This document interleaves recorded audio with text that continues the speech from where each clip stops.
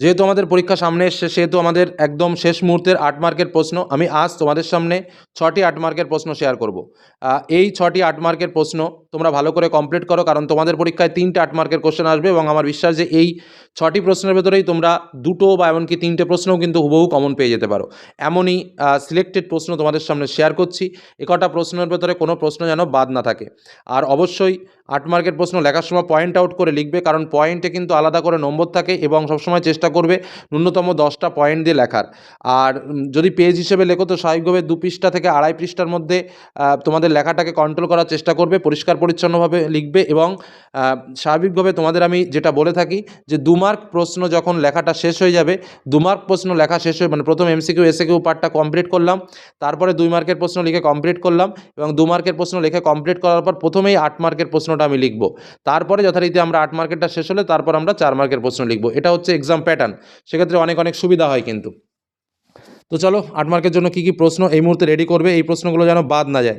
তো প্রথম প্রশ্ন, ব্রাহ্ম সমাজের বিভাজন কীভাবে ঘটে? 19 শতকে বাংলা সমাজ সংস্কার আন্দোলনে ব্রাহ্ম সমাজগুলির ভূমিকা কীরূপ আলোচনা করো।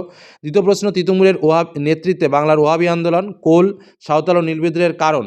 এই কটা কিন্তু ভেরি ভেরি, অর্থাৎ ওহাবি আন্দোলন, কোল, সাঁওতাল আর নীল, এই কটার মধ্যে একটা কিন্তু এবার মোস্ট ইম্পর্টেন্ট, কোনো না কোনো একটা পরীক্ষাতে আসতে পারে।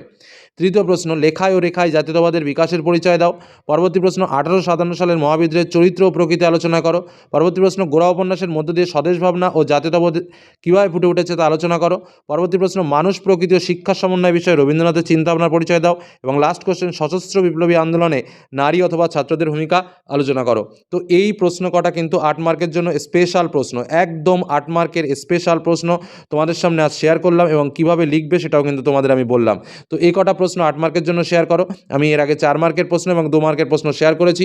তো এই প্রশ্নগুলো রেডি করে ফেললেই কিন্তু তোমাদের পরীক্ষাতে একদম বাজিমাত, এটুকু বলে রাখতে পারি। পরীক্ষার আগে আশা করি এই প্রশ্নগুলো তোমাদের রেডি হয়ে গেছে অলরেডি।